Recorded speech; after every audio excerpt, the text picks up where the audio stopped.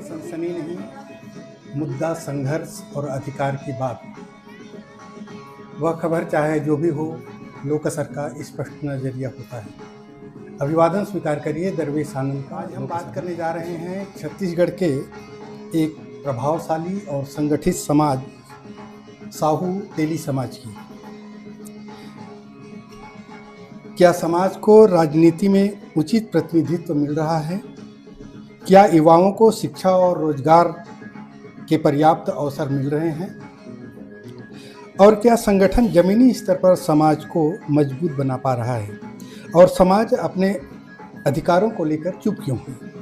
इन्हीं सवालों पर आज हमारे साथ हैं साहू समाज के बालोद जिला के जिलाध्यक्ष महेंद्र कुमार साहू जी।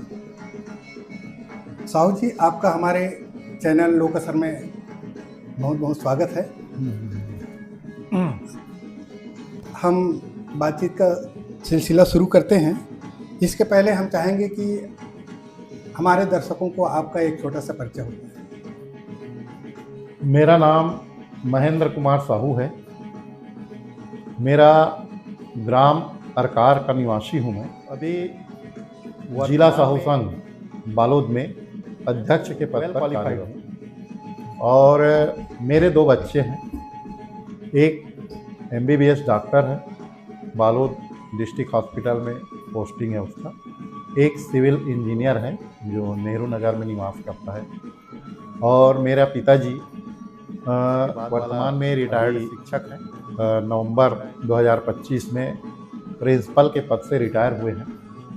और एक छोटा भाई गांव में खेती किसानी का काम करता है। समाज सेवा या संगठन से जुड़ने की प्रेरणा आपको कहाँ से मिली? मैं पहले राजनीति में था। मैं गांव में सरपंच था, पंच था, उप सरपंच था। और उसके बाद समाज में कभी कभी आता जाता था। एक मेरे साथ ऐसा इवेंट हुआ कि हमारे गांव को पूरा परिक्षेत्र कुशवा गोंदी के माध्यम से गांव को छोड़ दिया। कुछ कर्मा जयंती हम लोग समय में नहीं मना पाए, इसलिए वहीं से मेरे मन में ऐसा कुछ आया कि यार, लोग कम पढ़े लिखे लोग समाज में जाकर के समाज के कुरीतियों को दूर करने के बजाय समाज में वैमनस्यता बढ़ाते हैं। तो मैं सोचा वहाँ पे कि क्यों ना मैं राजनीति बहुत कर लिया, सरपंची बहुत कर लिया, इसके बाद क्यों ना मैं समाज में जाऊं। वहीं से मेरी इच्छा हुई और समाज सेवा से वहीं से मैं परिक्षेत्र में पदाधिकारी बना। उसके बाद तहसील में पदाधिकारी और अध्यक्ष बना। यहाँ पे तहसील अध्यक्ष के रूप में भी मैंने अपना 3 साल का कार्यकाल बखूबी निभाया। फिर उसके बाद मन हुआ कि चलो जिले में जा कर के समाज को नज़दीक से देखा जाए, क्या क्या होता है उसको समझा जाए। फिर मैं सबके कृपा से निर्विरोध बालोद जिला में साहू समाज का जिला अध्यक्ष। उसके बाद भी अगर समाज में समस्याएं विद्यमान हैं तो आप इसे कैसे देखते हैं? नहीं, अब साहू समाज बृहद समाज है। बृहद समाज होने के नाते बहुत सारी समस्याएं तो है। अब उस समस्याओं को दूर करने के लिए मिल करके, बैठ करके, चिंतन करके ही उस समस्या का समाधान किया जा सकता है। और इसके लिए हम शिविर के माध्यम से, मीटिंग के माध्यम से, और जो हमारे बुजुर्ग हैं जो समाज के बहुत नज़दीक से जानते हैं, समझते हैं समाज को, उनसे भी विचार ले करके निश्चित ही हम जो प्लान कर रहे हैं कि समाज को कैसे आगे बढ़ा जाए, उसमें चिंतन कर रहे हैं। कुछ लोगों का मानना है समाज के संगठन सिर्फ कार्यक्रमों तक सीमित है। क्या ये आलोचना सही है? नहीं, अभी तक तो जो सोच है लोगों का, ये सिर्फ समाज तक ही है। लेकिन मैं ये चाहता हूँ कि समाज हर क्षेत्र में आगे बढ़े, चाहे वो एजुकेशन के मामला हो, चाहे वो राजनीति में हो, चाहे व्यापार में हो, चाहे और अन्य जो क्षेत्र हैं उसमें समाज की भागीदारी आवश्यक है। और जो समाज ज़्यादा शिक्षित है वही समाज आज विकसित है। फॉर एग्जाम्पल जैसे देख लीजिए, पहले कोई भी आप थाने में चले जाइए, मिश्रा, चतुर्वेदी, त्रिवेदी, शर्मा, ये पहले मिलता था। लेकिन आज की जो स्थिति है उसमें कहीं न कहीं समाज इन्वॉल्व होकर के हमारे समाज के लोग ही नहीं, छत्तीसगढ़ में जितने समाज हैं और अन्य, वो लोग भी एजुकेशन के मामला में काफ़ी आगे डेवलप कर रहे हैं। आज देख लीजिए, कहीं बच्चे इंजीनियर हैं, वैज्ञानिक हैं, कोई कलेक्टर है, कोई डीएसपी है, एसपी है। तो निश्चित समाज के कई युवाओं से ये भी सुना जाता है कि उन्हें नेतृत्व में जगह नहीं मिलती। आप इस पर क्या कहेंगे? नहीं, क्या है देखिए, इसमें लिमिट है। जैसे मेरा बॉडी है, जिला में मैं 50-60 लोगों की बॉडी है, तो मैं 50-60 लोगों का ही टीम बनाऊंगा। मैं 100, 200, 300 का टीम नहीं बना सकता। तो उनके लिए और इकाई है। जैसे आप तहसील में जुड़ जाइए, तहसील में आपको जगह नहीं मिलता, आप परिक्षेत्र में जुड़ जाइए, परिक्षेत्र में नहीं मिलता तो ग्रामीण से आप स्टार्ट कीजिए। वो आपके टैलेंट के ऊपर है कि आप समाज के प्रति कितना समर्पित हैं और समर्पित होकर कितना आप सेवा कर सकते हैं समाज का, उसके ऊपर है, आपके टैलेंट के ऊपर। कुछ राजनीतिक बातें भी हम करना चाहेंगे। तो क्या साहू समाज को छत्तीसगढ़ की राजनीति में पर्याप्त प्रतिनिधित्व मिलता है? नहीं, अभी नहीं मिल रहा है।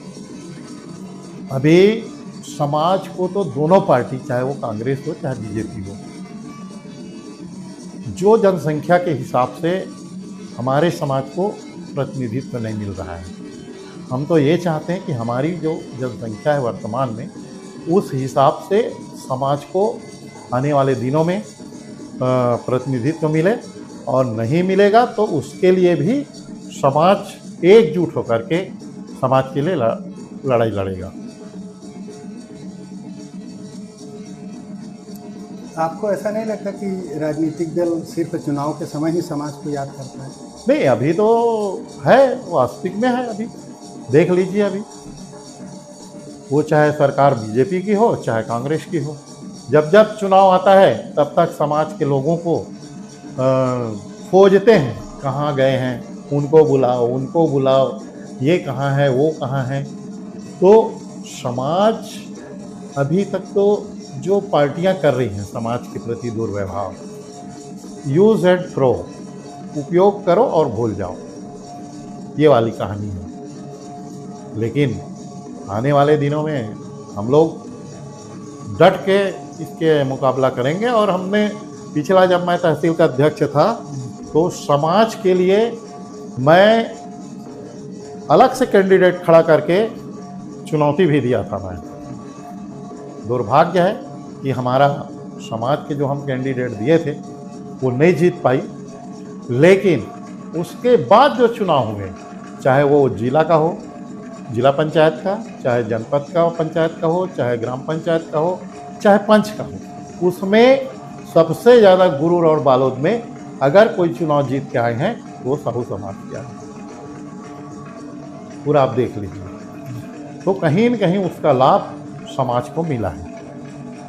समाज की ओर से किसी विशेष राजनीतिक मांग जैसे आरक्षण आयोग या कोई बोर्ड गठन को लेकर कुछ पहल हुई है? नहीं, अभी तक नहीं हुई है। क्या आप मानते हैं समाज को संगठित राजनीतिक शक्ति के रूप में सामने आना चाहिए? बिल्कुल आना चाहिए। हम तो चाहते हैं कि समाज आगे आए, और आज जो 1%, 2% वाले लोग हमारे बहुसंख्यक समाज के ऊपर राज कर रहे हैं, तो ये तो हमारे समाज का दुर्भाग्य है। इतनी बड़ी आबादी होने के बावजूद राजनीति में समाज का प्रतिनिधित्व कम क्यों दिखाई देता है? समाज क्यों आगे नहीं आ रहा है? नहीं, इसमें क्या है, ऊपर लेवल पे बहुत राजनीति हावी है। नहीं चाहते कि बहुसंख्यक समाज के लोग ऊपर आ जाएं, तो जो आज 1%, 2% वाले राज कर रहे हैं ना, वो फिर कहाँ राज कर पाएंगे? तो वो लोग तो चाहेंगे कि उन लोगों का जो दखल है दिल्ली तक है, और समाज के जो हमारे वर्ग के लोग हैं, हमारे समाज में जो जैसे कोई कृषक हैं, कोई मजदूर हैं, कोई नौकरी पेशा है तो कोई और हैं, तो जो निम्न जो इनका आर्थिक स्थिति है वो तो वहाँ तक जा नहीं सकते। हम जब जा नहीं सकते तो अपनी बात कहाँ रखेंगे। और कुछ परसेंटेज के हैं जो अपनी बात रखते हैं, तो वो भी समय समय पे अपना पाला बदल देते हैं, तो क्या कर सकते हैं उसको। कुछ चुनौतियों की बात करें तो क्या समाज के भीतर गुटबाजी भी विकास में बाधा नहीं बन रही है? नहीं, गुटबाजी तो है, चाहे वो बीजेपी हो, चाहे कांग्रेस हो, चाहे समाज हो, बहुत गुटबाजी है समाज में, कई फाड़ है। तो समाज की गुटबाजी को खत्म करने के लिए आप क्या पहल करना चाहेंगे? अब उसमें पहल तो ऐसा है कि जब तक कई लोग भाजपा के विचारधारा के लोग हैं, कई लोग कांग्रेस के विचारधारा के लोग हैं, कई लोग विशुद्ध रूप से समाज में ही रह के समाज के विचारधारा के लोग हैं, जब तक ये तीनों बैठ करके समाज के बारे में चिंतन नहीं करेंगे, तब तक समाज फिलहाल आगे बढ़ने की कगार पे नहीं रहेगा। वो आवश्यक है एकजुट होकर के काम करना। मंथन की भी बात हम करना चाहेंगे। जिला स्तर पर संगठन को मजबूत करने के लिए आपकी क्या रणनीति है? अभी फिलहाल तो जिला स्तर पे कर्मा जयंती होना है, और कर्मा जयंती के बाद हम तो चाह रहे हैं कि प्रत्येक गांव में बैठे समाज के लोगों के बीच में जी, परिक्षेत्र के पदाधिकारियों से बैठें, उसके बाद जिला में जिला के पदाधिकारियों से बैठ कर के कार्यशाला के माध्यम से लोगों को, युवाओं को, महिलाओं को समाज में जोड़ने की प्रक्रिया, समाज की मुख्य धारा में जुड़े तो हैं लेकिन समाज की गतिविधि उनको पता नहीं है। क्या आप समाज की उनसे जनगणना जोड़ने या की डेटा बात संग्रह का प्रयास कर रहे हैं? हाँ, हम लोग तो, मैं पहले ही मीटिंग में, जिला के प्रथम मीटिंग में मैं पारिवारिक जनगणना के लिए आदेश कर दिया हूँ। उनका डेटा अभी आना चालू हो रहा है कि कौन गांव में, कौन सा गांव में कितना साहू समाज के परिवार हैं, कितने वयस्क हैं, कितने अवयस्क हैं, और कितने बूढ़े हैं, कितने अंतर जाति विवाह किए हैं, और कितने अंतर धर्म में हैं। ये सारी चीज़ की डेटा अभी कलेक्ट करके मंगवा रहे हैं, और जहाँ तक इस महीने के अंत तक हमारे पास पूरा डेटा आ जाएगा। क्या समाज के लोगों को अपनी आंतरिक कमजोरियों पर भी आत्मचिंतन नहीं करना चाहिए? उसमें करना चाहिए। हमारी कमजोरी क्या है उसमें तो समाज के लोगों को करना चाहिए। ये जब तक आप अपनी कमजोरी नहीं ढूंढोगे और दूसरे की कमजोरी ढूंढोगे तो फिर आगे बढ़ना मुश्किल है। फिर खुद की कमजोरी ज़्यादा जरूरी कि हम क्या कर रहे हैं, क्या नहीं कर रहे हैं, समाज के लिए हम और क्या कर सकते हैं, क्या अच्छा कर सकते हैं। साहू समाज की वर्तमान सामाजिक और आर्थिक स्थिति को आप कैसे देखते हैं? अब उसमें आर्थिक स्थिति साहू समाज में तो पहले से बेहतर है। इसलिए बेहतर है कि पहले लोग शिक्षा के अभाव में कम पढ़े लिखे थे, लेकिन जब से अब हमारे भी समाज में एजुकेशन के प्रति पालक और बालक दोनों का भेदभाव या उपेक्षा का सामना करना पड़ रहा है? अब राजनीतिक दृष्टि से तो भेदभाव है ही है। अब देख लीजिए, अभी राज्यसभा का भी 2 सीट लिया है, आदिवासी समाज को मिल गया 1 सीट कुर्मी समाज को मिल गया। तो ये तो स्पष्ट है समाज के प्रति भेदभाव। ये तो राजनीतिक बात हुई। सामाजिक स्तर पे लोग अब जुड़ तो रहे हैं, अभी फिलहाल उतना नहीं है, अब पहले ज़्यादा था, शहरी क्षेत्रों लेकिन में साहू समाज की स्थिति में क्या अंतर दिखाई पड़ता है?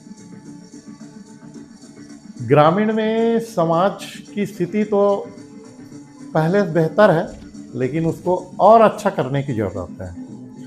और शहर में तो समाज के लोग काफ़ी एक्टिव हैं, चाहे वो पढ़ाई के मामला में हो, चाहे व्यापार के मामला में हो, चाहे और अन्य सामाजिक गतिविधि के मामला में हो। शहर गांव से ज़्यादा किस हालात में?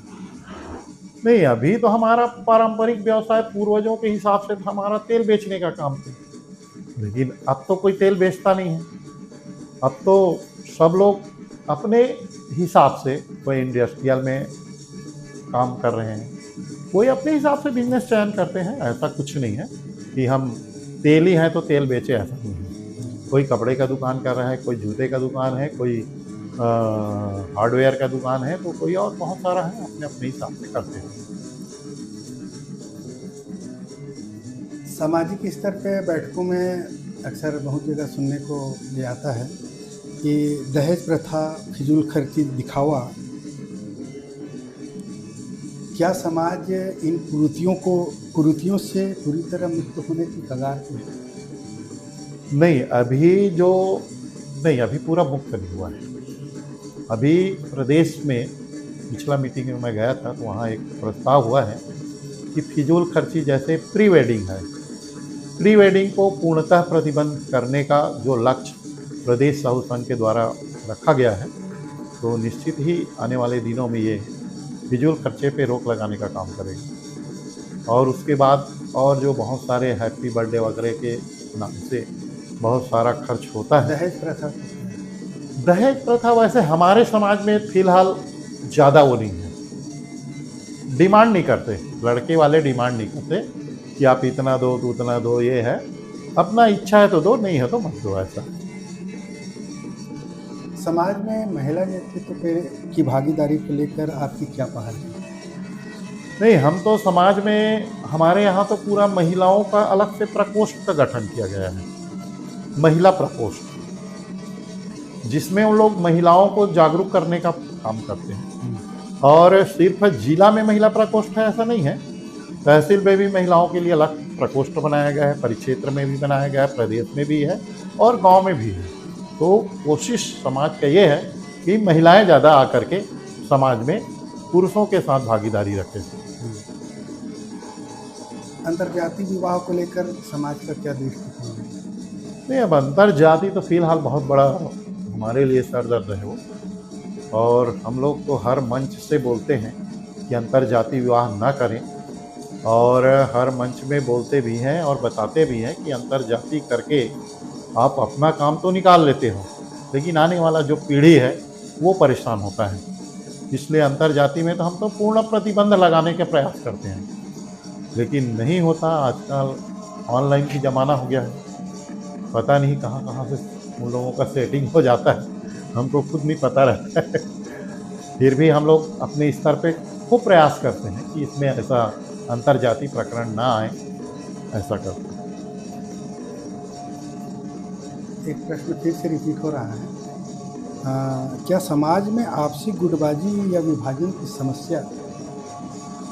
नहीं, अभी विभाजन तो नहीं है फिलहाल, और आने वाले भविष्य को नहीं बता सकते, लेकिन अभी समाज पे की है जो प्रदेश साहू संघ के द्वारा जो नियमावली है ना, संशोधित नियमावली, उन्हीं के अनुसार पूरा ग्रामीण चलता है, परिक्षेत्र चलता है, तहसील चलता है, जिला चलता है, सब एक ही नियमावली के अंदर काम। अंधविश्वास से ग्रसित दिखाई पड़ता है, इसका क्या कारण है?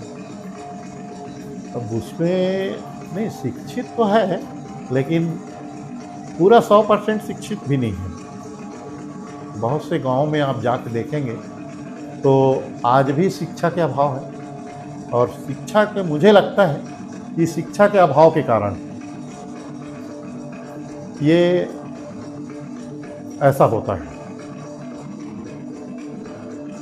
तो समाज इसके लिए क्या कर रहा है? नहीं, अब समाज तो सभी को शिक्षित करने का प्रयास करते हैं, सबको बोलते हैं। समाज में कौन कितना शिक्षित है उनका भी हमारे समाज के पदाधिकारी के लोग जाते हैं। हम तो अभी एक जिला में वो अभियान भी चला रहे हैं कि कोई भी गरीब बच्चा अगर वो इंटेलिजेंट है और पढ़ाई नहीं कर पा रहा है तो उसकी जो फीस की व्यवस्था जिला साहू संघ के द्वारा किया जाएगा। मैं तो लेटर भी भेज दिया हूँ, हर मंच से बोलता हूँ, और स्वास्थ्य के क्षेत्र में भी हम इसमें एक और अलग से मत तैयार किए हैं कि कोई भी हमारे समाज के जो व्यक्ति हैं जो क्रिटिकल कंडीशन में, जैसे किसी का लीवर खराब हो गया, हार्ट प्रॉब्लम आ गया और वो इलाज नहीं करवा रहे हैं, तो उसकी जो प्रारंभिक जो फीस है उसको समाज देगी।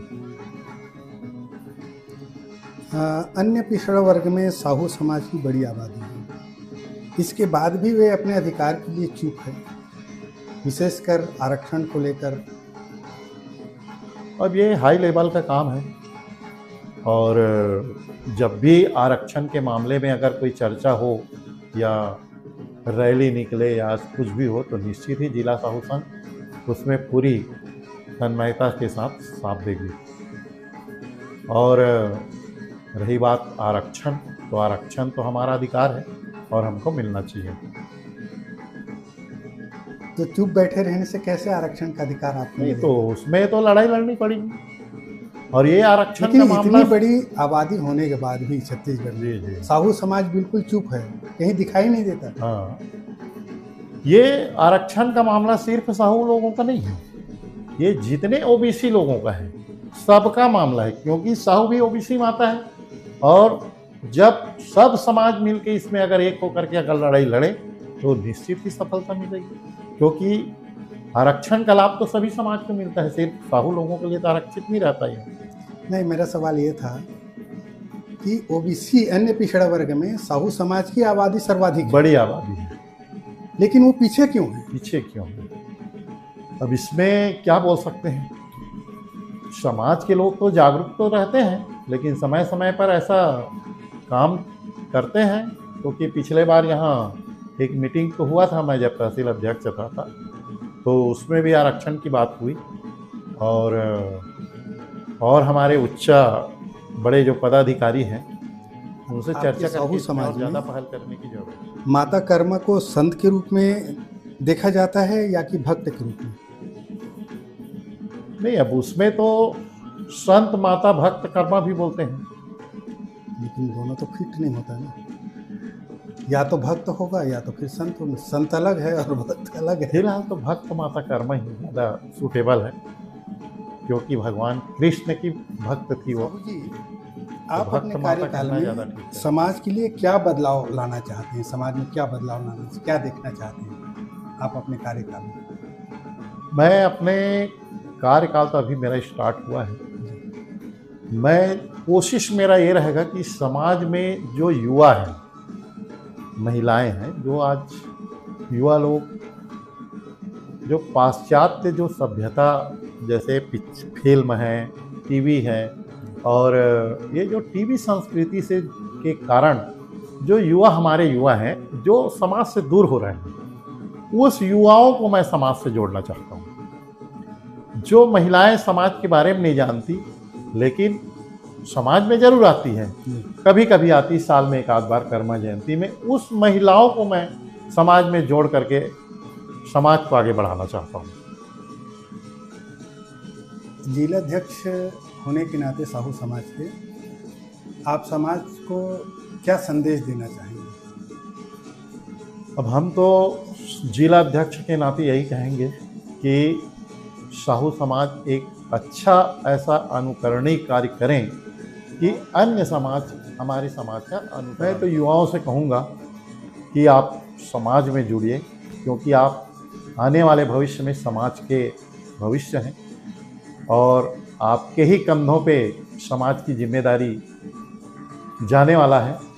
तो आप जुड़िए और समाज में आकर समाज के रीति नीति ये सारी क्या है उसको सीखिए, अमल कीजिए अपने जीवन में और समाज को आगे बढ़ाने के लिए। साहू समाज के जिलाध्यक्ष महेंद्र कुमार साहू, अभी हम उनसे लोकअसर के स्थायी स्तंभ विभाग बातचीत में बातचीत कर रहे थे। यह बातचीत आपको कैसे लगी हमें कमेंट करके अपनी राय ज़रूर दीजिएगा। हमारे चैनल को सब्सक्राइब कीजिए, शेयर कीजिए। साइबर अपराधों से बचिए, सावधान रहें, सुरक्षित रहें, देखते रहिए लोकअसर। मैं हूं दरवेश आनंद। नमस्कार। नमस्कार।